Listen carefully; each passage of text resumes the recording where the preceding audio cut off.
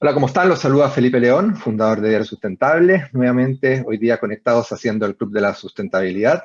Y ya lo ven en pantalla. Hoy día conversaremos con Martín Andrade, él es director del Parque Metropolitano, para conocer un poco sobre este pulmón verde, en qué están, cuáles son los desafíos en torno a sustentabilidad y también, ¿por qué no?, por cómo los ha tratado la pandemia y esos desafíos.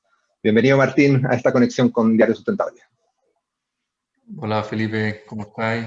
Muchas gracias por la invitación y felicitaciones ahí por el trabajo que están haciendo en el Diario Sustentable. Oye, muchas gracias. Oye, nuestra bajada en Diario Sustentable hoy día es historias que merecen crecer y creo que la del Parque Metropolitano es una de esas historias que merecen crecer. Y me gustaría partir por este tema de la pandemia, los desafíos. Me imagino que han sido tremendos desafíos porque en algunos minutos han tenido que cerrar algunas áreas, las cuarentenas les afectan. ¿Cómo lo han vivido?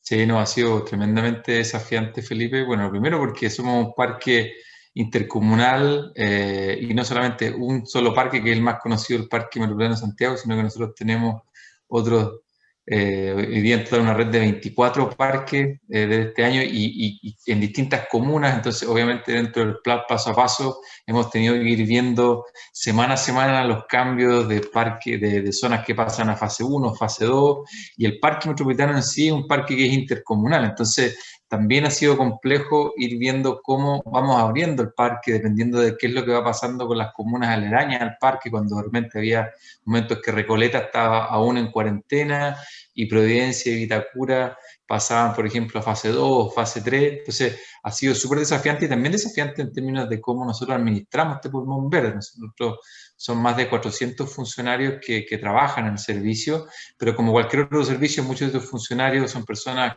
que tienen niños y por tanto, no, si los niños ir al colegio no pueden venir a trabajar o personas que tienen algunas enfermedades de base. Por lo tanto, hemos tenido que acostumbrarnos y poder vivir en un funcionamiento de un parque con prácticamente dos tercios de nuestros funcionarios operativos. Y eso obviamente ha sido algo complejo que hemos tenido que saber sortear. Y por otro lado, es un lujo, yo creo, tener un parque de esta dimensión, pensándolo, no sé, en Latinoamérica, en una capital latinoamericana, tener un parque que tiene estos atractivos, que tiene un zoológico, que tiene un jardín japonés, que tiene áreas de biodiversidad tremenda. ¿Cómo lo ven ustedes?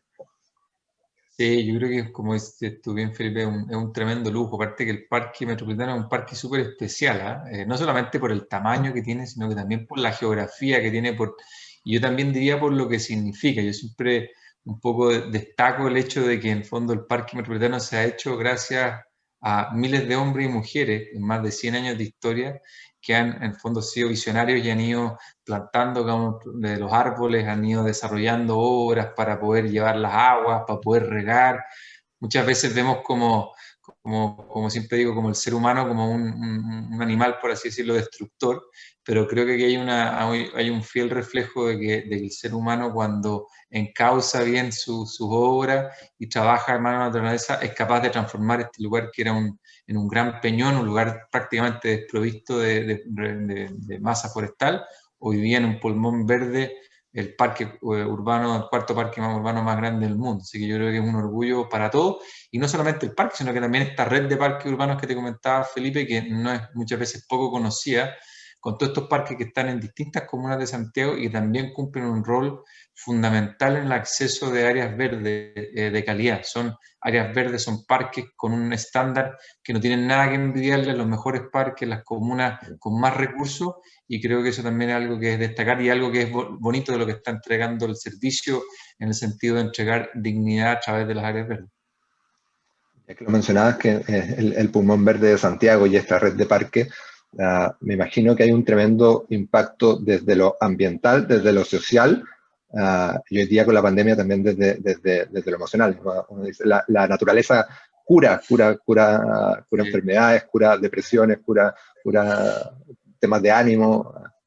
No, tal cual, o sea, yo siempre he comentado, claro, lo que hemos visto son como verdaderas como procesiones a la naturaleza, ¿ah? Ese sería como el concepto que utilizaría, y eso no solamente aquí en el Parque Metropolitano, sino que también las personas que van a la precordillera, ¿no es cierto?, a la cordillera a caminar, Es como esta sensación donde creíamos que podíamos desconectarnos de la naturaleza, pero cuando ocurren estas pandemias nos damos cuenta que la necesitamos, que es la mejor cura para poder vivir en forma sana, para poder estar tranquilo, para bajar la ansiedad, para poder tratar de disminuir los índices, digamos, de violencia que tenemos hoy día, de estrés.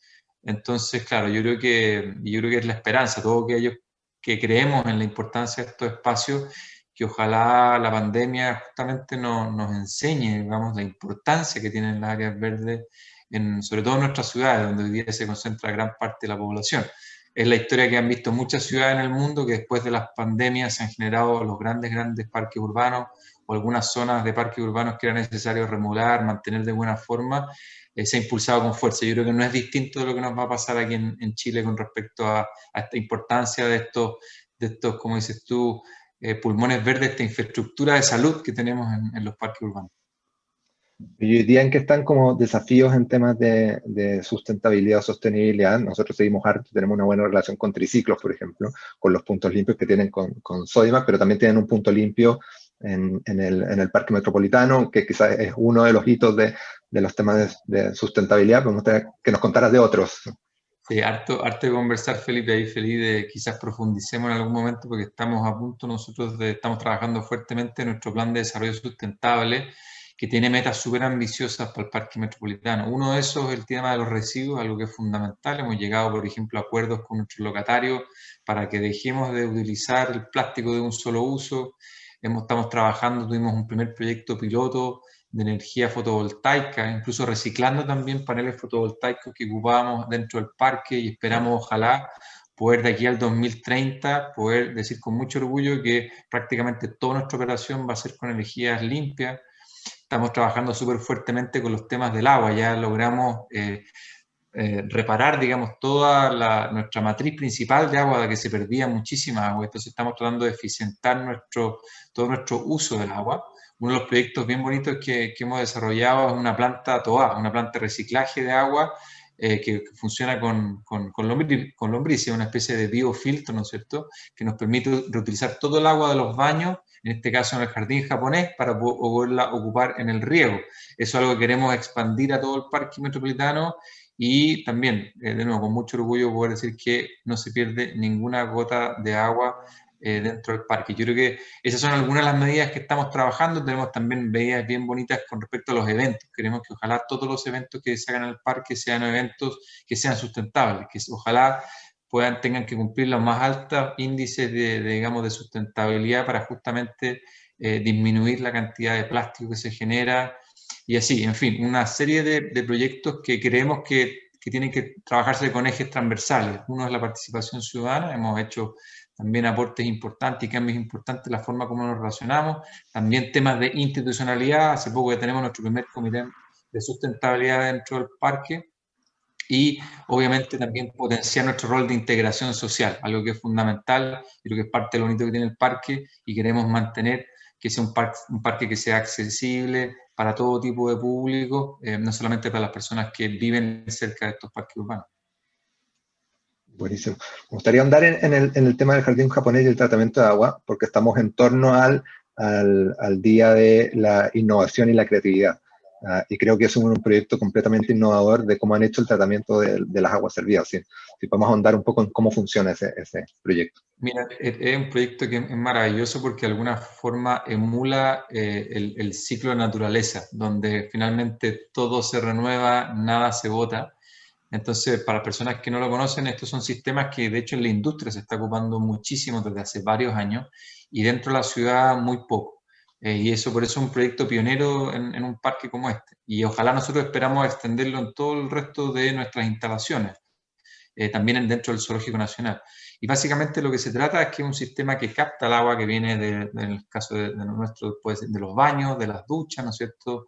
Y toda esa agua, toda esa materia orgánica, lo que se hace es que se hace un primer filtrado de eso, sobre todo las partículas más grandes. Luego de eso pasa a un nuevo filtro un poquito más fino y luego de eso se lleva a una especie como de piscinas, que son piscinas que están rellenas con chips de madera. Y dentro de esas chips de madera lo que se hace es que se siembran estas lombrices. ¿Cuál es lo bonito? El agua sale, así como estuviéramos regando el agua en un jardín, ¿no es cierto? Un jardín con agua, con una especie de impulsores, ¿no es cierto?, de agua que riega toda esta zona y toda la materia orgánica que se va generando, las lombrices se la van comiendo. Luego de eso pasa por un filtro UV, que hace que purifica aún más el agua. Eso significa que al final del proceso, toda esa agua es un agua que si uno quisiera podría transformarla luego en potable, si uno quisiera potabilizarla, pero al menos lo que nosotros hacemos es que esa agua la transformamos para que pueda transformarse en una agua que podamos después regar.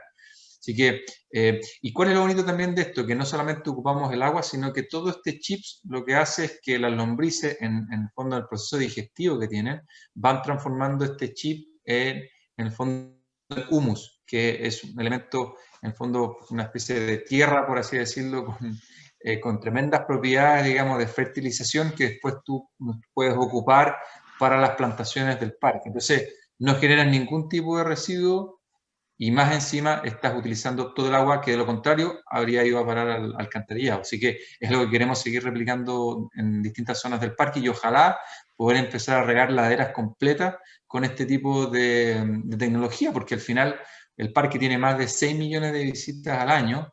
Imagínate tú la cantidad de personas que ocupan nuestras instalaciones, los baños, también nuestras oficinas, nuestros funcionarios, más de 400 funcionarios. Sumemos toda esa cantidad de litros de agua, es una cifra increíble de cantidad de agua que podría destinarse a un bien público como un parque urbano. Perfecto. Ya que nombraste una palabra clave, plantación, que se está planificando en términos en torno a reforestación. Uno mira de repente las laderas del parque y hay algunas que están más en coloquial, más peladas, otras que tienen más árboles, de repente se ven trabajos que se están haciendo. ¿Qué es lo que tienen planificado hoy día en términos de reforestación? Sí, hoy día estamos, bueno, con un plan bastante ambicioso. Hemos tenido que sortear también de dificultades de cómo poder reforestar, poder enriquecer alguna de las laderas. El Parque Metropolitano, tal como dice, bueno, es un lugar complejo y súper desafiante para poder plantar. El Parque Metropolitano había más de 30 canteras, entonces hay muchas de las canteras donde hoy día reforestar sobre la roca es prácticamente imposible o requiere muchísimos años. Y en ese sentido, claro, ha sido súper desafiante para nosotros de cómo poder hacerlo. Fuera de eso, todo el material de las canteras es un material que está presente dentro del parque y por lo tanto hay algunas zonas que parecen como zonas de acarreo, como de la cordillera, justamente porque es de alguna forma un cerro que tiene movimiento, ¿no es cierto? Que muchas de estas laderas constantemente están desprendiendo roca. Nosotros, bueno, año a año hacemos trabajos de forestación, también de reforestación, hemos vinculado muchísimo también a la empresa privada y también mucho al voluntariado.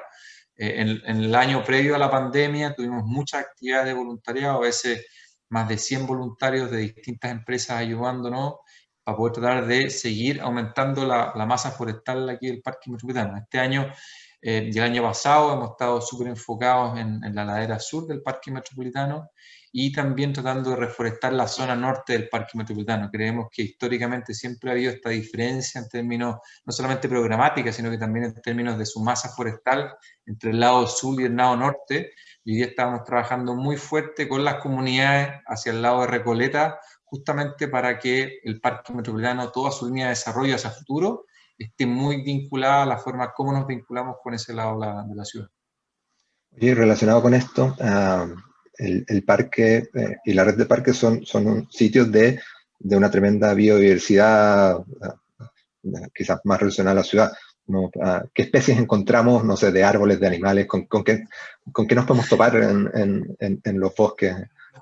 Sí, mira, es una pregunta muy bonita porque yo diría que, claro, pues mucha gente quizás se podría asustar, digamos, si lo dijéramos, pero hoy día, claro, uno se puede topar prácticamente con todo dentro del Parque Metropolitano, ¿no es cierto? Y también en su red son lugares que son hábitats. Y es parte también de lo que estamos trabajando en el plan de desarrollo sustentable. Tenemos que entender que no solamente tenemos que preocuparnos de nuestros visitantes, las personas, sino que también de los que viven aquí, de los seres vivos que viven, habitan acá.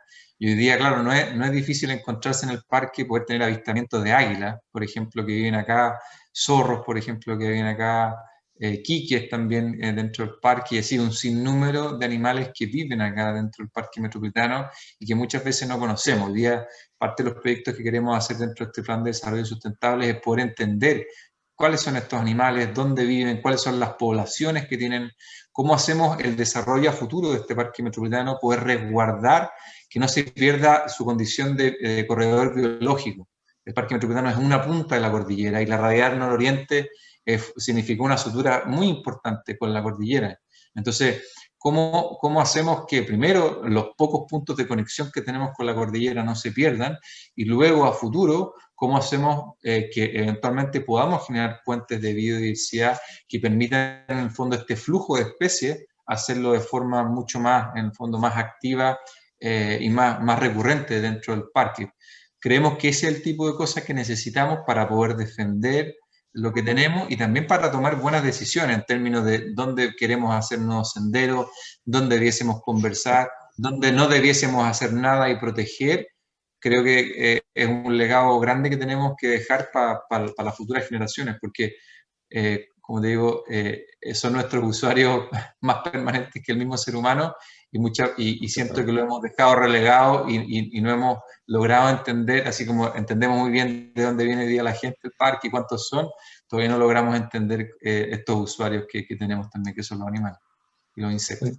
¿Cómo dirías que usuarios, les voy a poner humanos, nos relacionamos y nos comportamos en la vida del parque? En general, ¿somos usuarios responsables? ¿Somos usuarios que cuidamos? Yo diría que en general súper bien. Yo creo que el mayor problema que tenemos hoy día es el tema de la basura. Nosotros hemos estado en una campaña que es de Llévate tu basura, que es una campaña que no solamente sirve aquí en el Parque Metropolitano, sino que creo que es la fórmula de cómo somos responsables cuando caminamos y cuando disfrutamos de la cordillera, ¿no es cierto? Muchas veces creemos que nuestro trabajo radica simplemente en dejar la basura en un punto que nos determinan, cuando en realidad la basura la estamos generando nosotros. Tú ponías el ejemplo, Felipe, al principio del punto limpio que tenemos ahí en Pedro Valdivia. Un ciudadano realmente responsable es una persona que se hace cargo de su basura y por lo tanto no genera huella, no genera ningún rastro dentro de nuestro paisaje. Ese hoy día yo diría que es un desafío grande que tenemos y que debo decir que la mayoría de la gente lo entiende y es muy responsable, pero lamentablemente tenemos algunas personas que no lo son. Y hay algunas personas que también en ese sentido tenemos que ser más exigentes. Algunas personas que, por ejemplo, la basura, cuando ven que están el tarro de la basura lleno, tratan de acomodar la basura, empujando la basura, pero no se dan cuenta que, claro, que va a haber, puede correr viento, puede haber una persona que pasa a llevar eso, y ¿qué es lo que pasa? Esa basura cae, la puede agarrar algún animal y después se reparte por el parque y terminamos contaminando. Así que aquí yo creo que es una campaña que tiene que sumarnos a todos, como te decía, no solamente aquí en este parque, sino que en todas las áreas verdes, y yo también diría que en la cordillera, porque ojalá todo eso que, entre comillas, hoy día es basura, se transforme, ojalá el día de mañana, si hacemos un buen uso y lo llevamos a los puntos de reciclaje correspondientes, se pueda transformar, ojalá, en otros materiales y tengamos una economía más circular. Completamente, o sea, la educación tiene que ser constante para que estos temas resulten. Estamos conversando con Martín Andrade, él es director de Parquemet, y ya cerrando este capítulo del Club de la Sustentabilidad, que lo pueden ver por YouTube y por los distintos canales de podcast, Spotify y SoundCloud, me gustaría que ya lo hemos conversado un poco, pero que cerremos con la meta sustentable del Parquemet o de la red de parques. ¿Cuál es la meta hoy día? Hablábamos del 2030, que hay varios temas. Sí. Yo diría, Felipe, para cerrar, yo creo que sí, yo creo que nosotros somos un servicio que estamos llamados a llevar la vanguardia, a poder inspirar a otras instituciones a ser sustentables. Somos un servicio que es donde vienen más de 6 millones de personas al año y por lo tanto creemos que tenemos que ser un servicio que transforme a las personas, no solamente las personas transformándolas como un lugar de recreación, que pueden hacer deporte, sino que un lugar donde pueden aprender sobre las mejores prácticas medioambientales para que ojalá después del día de mañana en sus empresas, en su casa, donde sea que ellos se puedan vincular, puedan aprender y podamos inspirar a muchos niños, muchas familias, muchas personas profesionales a nivel nacional y, por qué no, también decir de nuestros, en el fondo, visitas internacionales, a que podamos hacer, obviamente, un mundo mejor. Ese es nuestro llamado, ese es un trabajo que estamos haciendo desde nuestras distintas disciplinas, desde la conservación animal que trabajamos en el zoológico, la educación ambiental que hacemos en nuestro equipo, lo que estamos haciendo hoy día desde la división técnica y nuestra división parque y jardines con nuestras reforestaciones, con nuestro trabajo del agua, ese es el nivel de inspiración que necesitamos tratar de llevar a todas las personas para que el Parque Metropolitano sea un referente en la materia. Perfecto, buenísimo. Gracias, Martín, por esta conexión con el Club de la Sustentabilidad y la Sustentabilidad. Salieron temas interesantes. Yo la próxima vez que vaya me voy a dedicar a ir a observar naturaleza, a ver si es que pillo algún águila No, aquí que... exactamente.